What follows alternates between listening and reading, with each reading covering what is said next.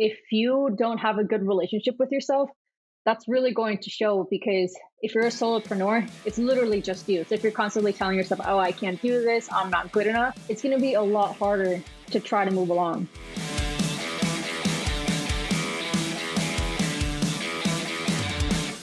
Hey, Melissa, welcome to the show. Hey, Max, thanks for having me. The reason why I want you to come on my podcast is you are a high level athlete and also an entrepreneur. And I think there's a lot of synergies between these two mindsets. One of the things that I've seen and witnessed is a lot of retired professional athletes end up becoming good business people because I believe that there are similar mindsets between both in order to succeed at a high level.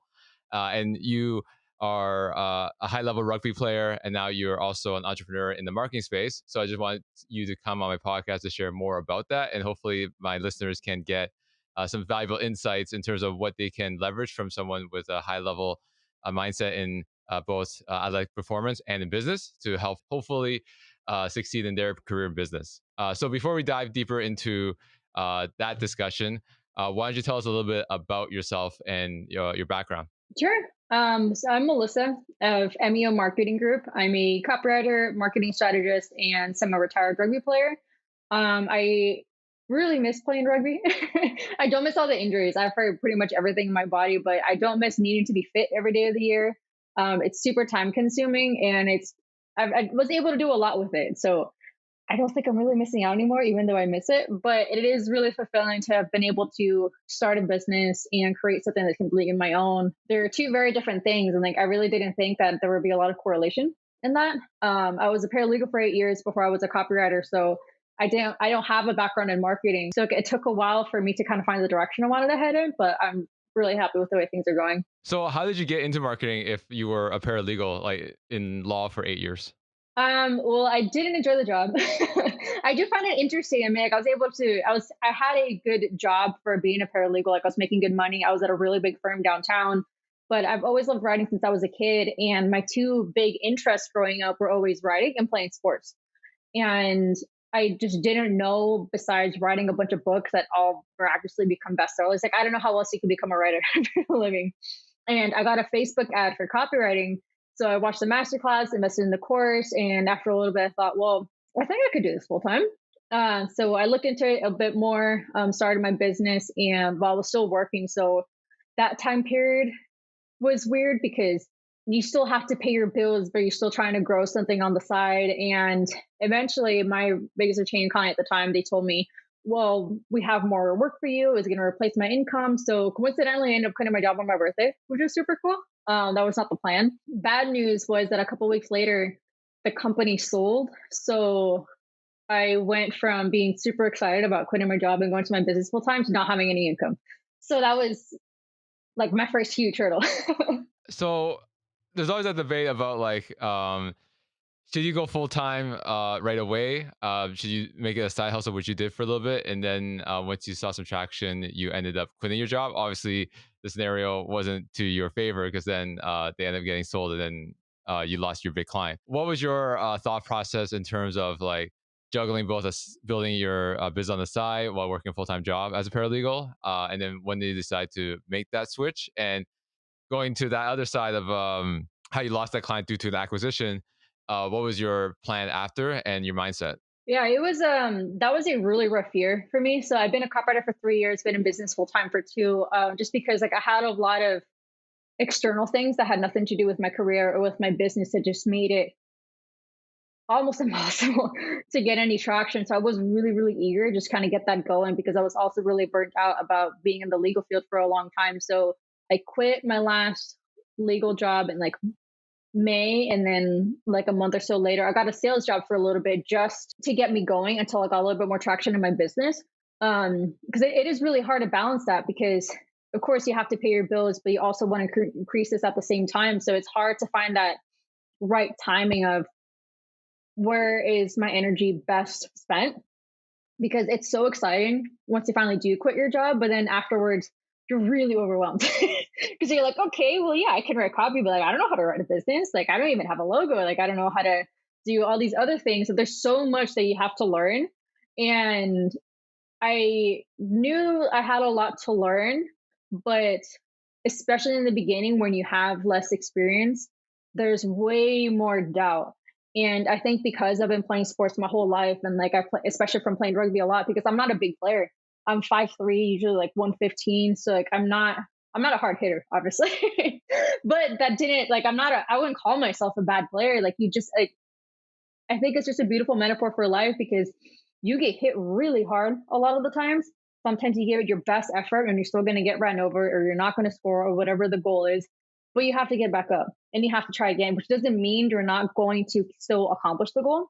You might have to do it a little bit differently. And that's how I approached everything with business because a lot of things don't go the way you want them to. You might think, oh, this is a really good idea. Let me try this for a little bit. And it turns out not going the way you want to. And you can't take everything so personally. You can dwell on it for a little bit and just try to find a lesson in everything so you can move on and improve. Because if you don't have a good relationship with yourself, that's really going to show because if you're a solopreneur, it's literally just you. So if you're constantly telling yourself, oh, I can't do this, I'm not good enough, it's going to be a lot harder to try to move along. Yeah, going back to what you said about like again, like entrepreneurship is not a straight line. So even though you are doing everything according to plan, it's still not going to work out. Similar to high level competition, you could have the like perfect game plan, and just one bad pass or one bad shot ends up costing you the game. But how do you push when that one unlucky bounce ends up costing you a lot? That's a good question. I think it's really easy to get discouraged when you're a solopreneur because, especially if it's your first business, I forget the exact statistic, but I know it's a pretty high percentage of ones that fail. And I don't think it's necessarily like a lack of hard work. I think it's more so a lack of direction and a lack of clarity because there's just a lot that you have to learn, and not everybody has the resources to invest in like a high level coaching group, for example. So like I just try to let myself take a step back whenever something doesn't go the way I'd like it to and try to think of it, okay, well, what could have I have done better? What in particular did I not like? What went well? And then just try to optimize and pivot from there because it's okay if things don't go the way you want them to. It's going to happen all the time. But eventually, like you just kind of find your footing, you start finding your style and like more online clients and everything. It just doesn't happen all at once. So it's hard to be patient. And how long have you been doing this business? 2 years and a copywriter for 3 years. Okay. And through those 2 to 3 years, what were some of the hardest things that you had to do that you haven't experienced? Because like this is your first business right now. Honestly, I think it was generally just my first year in business because all the external things that were going on. So I was like really looking forward to going into my business full time. And then I finally did it and then lost all my income all at once. So I think I should have planned for it a little bit better. Um, just because like there are so many success stories out there which are really great, but I think it's just as important for people to talk about their setbacks and their failures too, because you can still be successful even if you failed a couple of times or something didn't go the way you wanted it to. And it makes it more feel more achievable to people. I was really fortunate that I've been really fortunate. Like all my businesses come through networking and through referrals. And it's hard to find that right balance of like ideal fit clients and whether you're like a contractor or whether they're your client, if that makes sense. Because when you're a contractor, it's pretty easy for the relationship to be more so of an employer employee relationship. And I remember I was writing blogs for this company and I no longer offer blog writing anymore because I don't enjoy it. And they had, I forgot what the minimum was. The minimum wasn't a crazy amount, but it still took me a bit of time to write everything. And then after like a month and a half, they let me go. And I remember thinking, well, like they, because they liked the quality of work that I did, they just wanted me to write more blogs. But if I wrote more blogs and spent more time with them, because it was a contracted position, so it was a little bit of like an employer relationship, I didn't have enough time to move my business forward. And it was really hard to do both. And it ended up working out okay. Like I got other projects and was able to pay my bills and everything. But the online world and the business world move pretty fast. And it's okay if something doesn't happen the way you want it to right away. Like there are other ways to do it. You say you don't offer blog writing services because you don't enjoy it.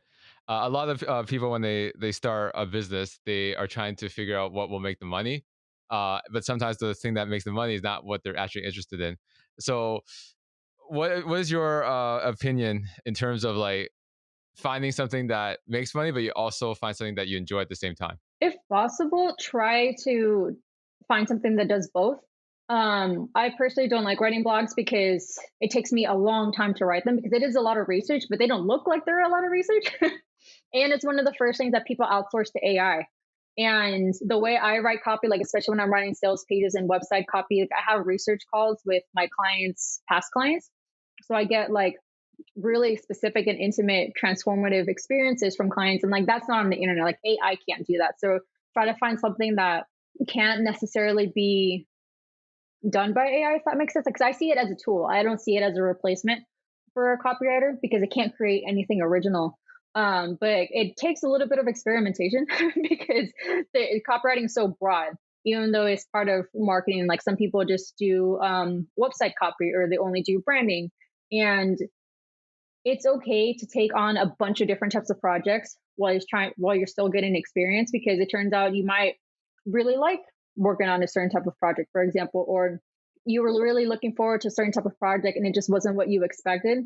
Like it's okay. Like a business is a lot of experimentation, and there's a lot of surprises along the way. In terms of like the surprises, as a business owner, what were some of the surprises that you experienced? I think realizing like how quickly I was, like how much I knew a lot more than I thought I did.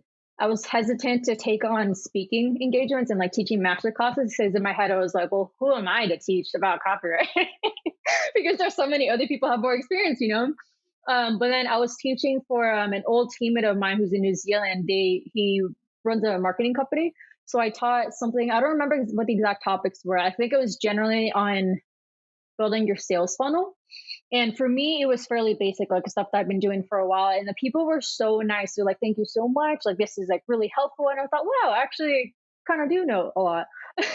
And ever since then, like, it just became a lot easier just to kind of like raise my hand more and say, like, yeah, I can talk about this specific topic. I can talk about this, and just getting more specific on the things that I'm teaching about, like sales pages, ethical marketing, email segmentation, surveying your list, and all that stuff. And like a couple of months can go by and I'll talk to like a past client of mine. I was like, oh, like I'm actually, even from then when I knew a lot, I've grown a lot since then too. So like it's, growth isn't just monetary, you know, like of course the revenue is great, but there are a lot of different ways that you can improve as an entrepreneur too. Going back to like the being a rugby player, like when you go to practice, like what are specific things that you work on, that you know that you need to work on, and how does that translate to business? Like what are some of the things that you want to work on consistently in your business, both like personally or in the actual business? Like how do you identify what you need to work on during those sessions? That's a really good question. I think the reason a lot of ex athletes turn entrepreneurs do well is because you're used to being consistent,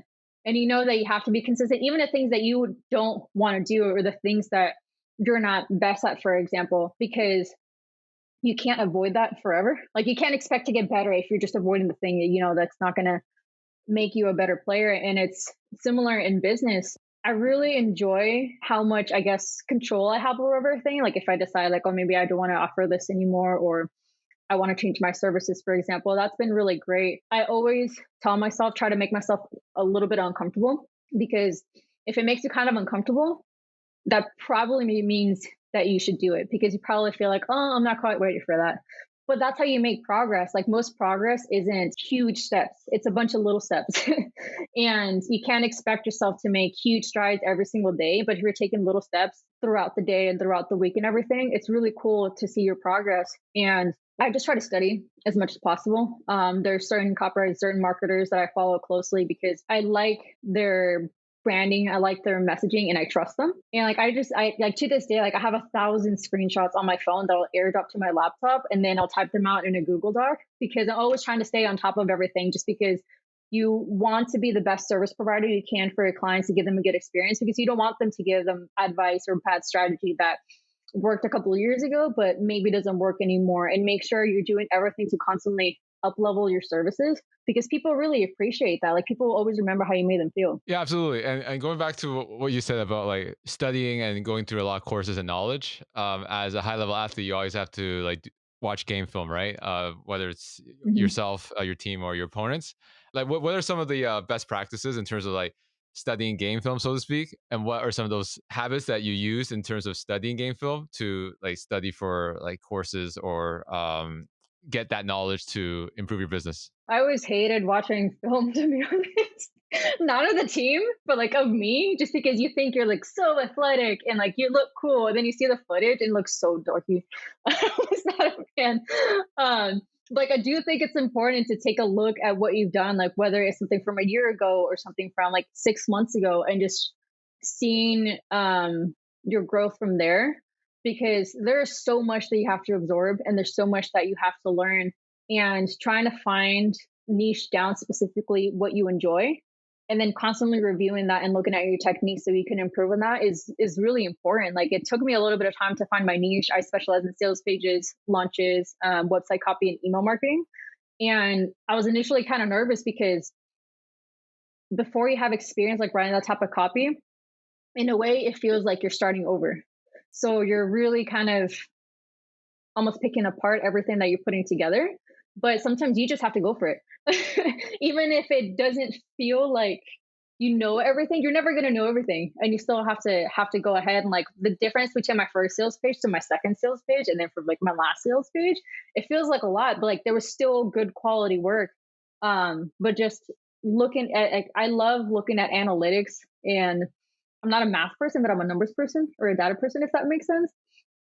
And just seeing improvement in all kinds of ways, and just trying to make it a habit of like, okay, like this is what I specialize in. I constantly want to tweak things or see what I can do better. Absolutely. And in terms of talking about niche, like obviously copywriting is a huge space. How did you find the right niche to focus on and get the majority of your business from? Well, I knew that the launch space was lucrative, so that was part of it, but it sounded a lot more interesting. Because there is a lot of behavioral psychology and consumer psychology involved in copywriting, but I think I really thrive in long form content, specifically sales pages and in website copy, because that's kind of like the basis. And then you can do everything else from there, if that makes sense. Because like when you're putting together a sales page, you have one ideal client in mind, but you're also thinking of the four different types of buyers and like how they're driven. Like I'm an analytical buyer, for example, so I will probably read every single word. I want to know all the details, like the module, the price, the bonuses, all that stuff, just because that's what gets me to make a decision. Other people, they love social proof. So they want really specific testimonials to make sure that someone that was in their shoes is able to now be in the shoes of someone that they want to be at some point. People are very straightforward and straight to the point, and they've already shopped around. They're probably deciding between you and one other person, and they're very fast action decision buyers or decision makers. There's a lot of strategy that goes into putting together a big piece of sales copy, and it sounds like a lot of work. I mean, like it technically is, but it just sounded fun. So after I did it a couple of times, I was like, okay, yeah, I think this is what I really want to specialize in, because you get to know a business, you get to know a client in a way that's a lot more, I guess it's a lot deeper than just like a transactional relationship of like, okay, write this piece of copy for me, and you just don't have a lot of information to work off of. I really like the research aspect of working on copy projects, because that makes the writing process a lot easier. Speaking of differentiating yourself, and you did say like when a potential client reaches out to you, they're probably not just talking to you; they're probably talking to other copywriters as well. So, like, how do you like win them over compared to the competition when you don't know who they are? Like, for example, like when you're in a rugby match, you know who your opponent is, you can study them, you can do all that stuff, but you have no idea who else they're talking to. That when it comes to hiring a copywriter, so how do you differentiate yourself and win these clients over when they're also looking at other people that you don't know who they are looking at? That's a great question. I think what works really well for me is like I don't try to sell them, which might sound a little bit weird.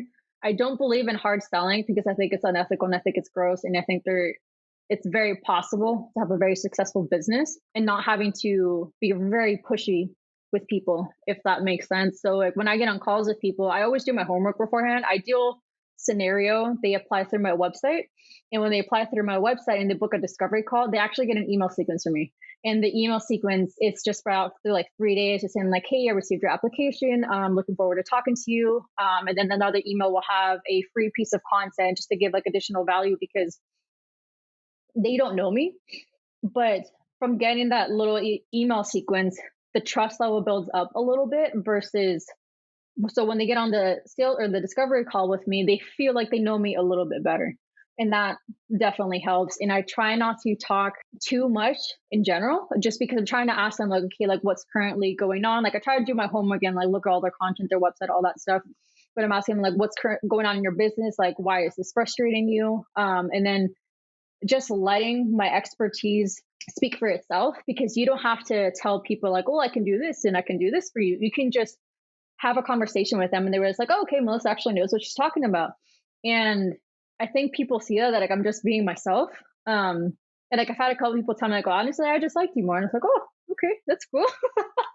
It's nice to hear like you don't have to be high pressure in order to get clients. And people like it when other people are being themselves. And then it makes it for a pretty easy working relationship. There's always a price factor, right? So like, how do you like price your services in the market, and how do you know if you're like, for example, if you say like, oh, a sales page is $1,000, and they're like, well, that's a bit expensive. Do you try to like help them overcome that budget objection, or you think like they're not the right audience for you?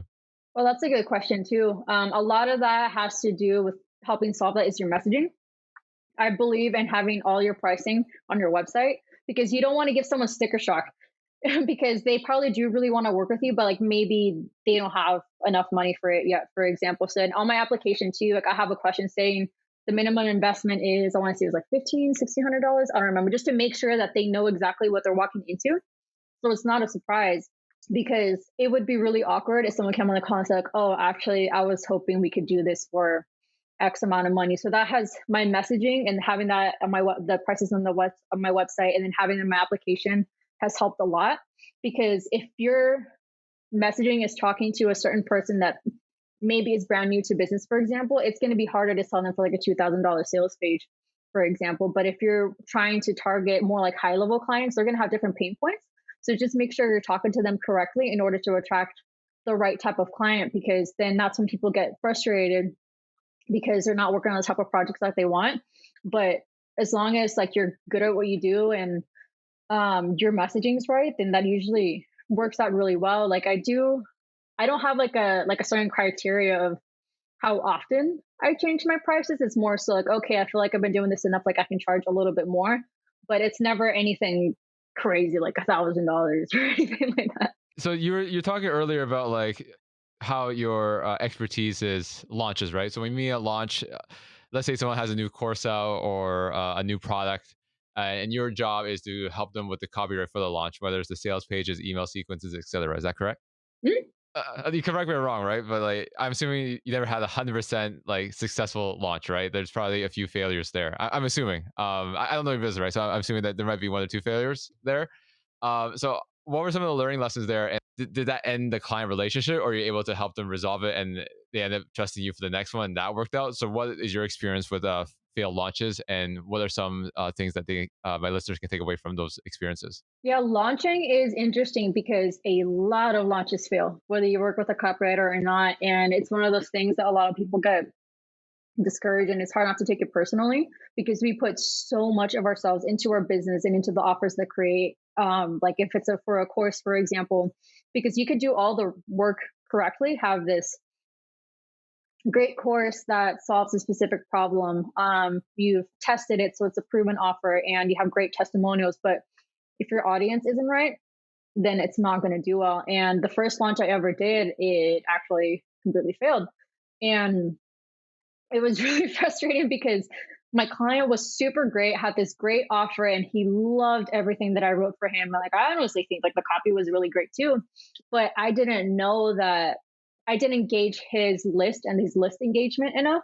And that was like my fatal mistake, and something like I've learned from since then, because he had told me he had an email list and he emailed them say like once a week, twice a week, but I didn't know his analytics and I didn't know the type of audience that he had. So what it turned out is that most of the people on his list were either past clients, or colleagues, or people that he had met through networking or like personally. So it wasn't the right fit. So like the product was great, the messaging was great, but we were trying to sell to the wrong people who didn't need this.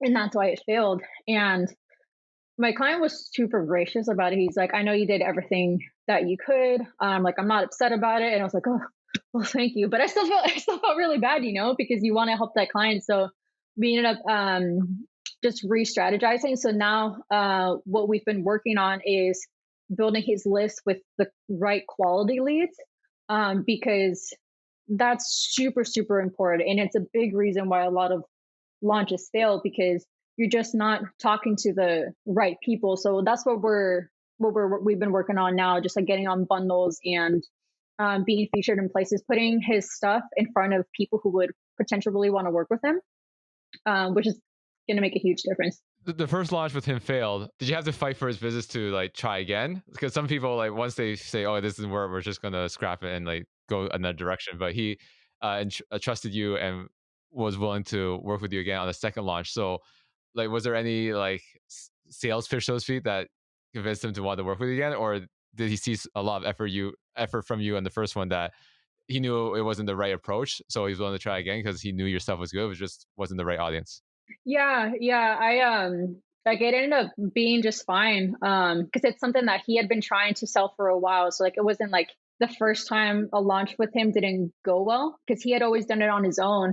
So yeah, he was super nice about it. Like, it felt nice, like he still trusted my expertise, and he didn't think like, oh, Bullis is just not a good copywriter and this is never going to be a success, which I really appreciated, because he's a great client. I just, like, a very nice person, has incredible testimonials with his clients, and it felt really good to know that he knew we did a good job. It was just the wrong type of audience. Yeah. So as you were saying, one of the main reasons that this client's first launch failed was because it wasn't the right audience.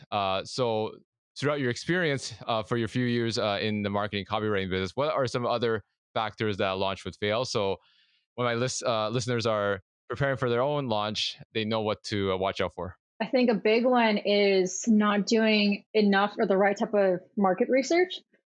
Because I know it's a really popular topic right now, digital products and passive income in general. But not all courses are great, not all templates are great, and it's hard to find like a good quality one. So I do think it is getting harder to sell people on courses, especially if it's higher ticket.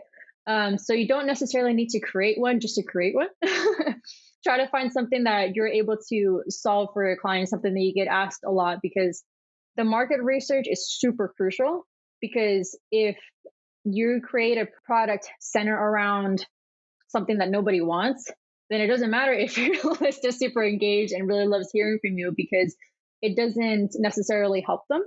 Market research doesn't have to be super complicated. If you don't have a list, that's completely okay. A lot of Facebook groups allow people to post asking for market research, and that can be a survey. One of my favorite things to do is add a survey to my lead magnets, because it's a really simple way to get like real-time feedback and be able to approve an offer at the same time. It's pretty short. You don't want to make it too long, because then people will see and they're like, oh, 12 questions.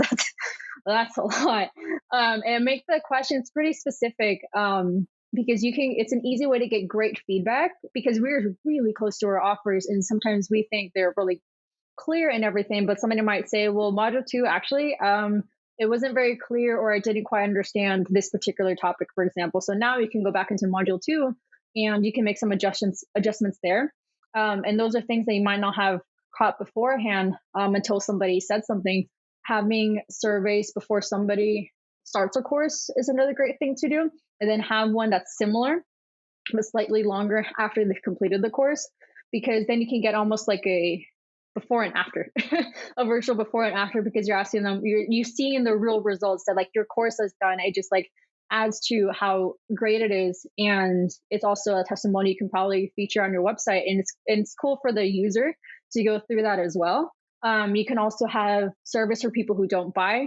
Not most people won't answer those, so you're probably going to get a lower conversion rate for that, but that's completely okay. Because again, somebody might say, well, I didn't buy it because I didn't think this portion of the course is relevant to me, or I don't think it would be helpful, or something like that, but it's actually really great. So you might just have to adjust the copy for that particular section, for example. So like, again, it's not super high effort, because it's going to be automated with everything that you have, like in your ESP for your courses and your email sequence and everything. So you just have to check on it periodically. But before you even start a course, you definitely have to get really in depth into it and make sure you're solving an actual problem that people really want to have solved fairly quickly, because you don't want to overpromise because then people are going to be really disappointed. They're just not going to trust you anymore.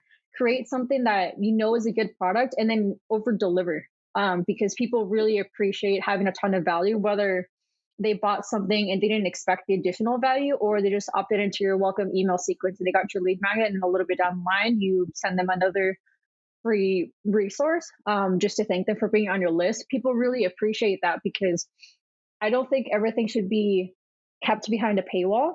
But again, just make sure you're really thorough in your market research and you have a product that people would actually really want to buy.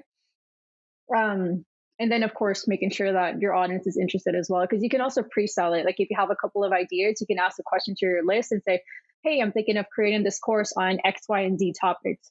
Which one are you most interested in, or which one do you think will be most beneficial to you? And again, it's a super simple way to see what your audience is wanting. So for someone who wants to start a new business or do a new product launch, what are some recommendations that you would want them to go through first before they spend a lot of money and time into getting this thing off the ground?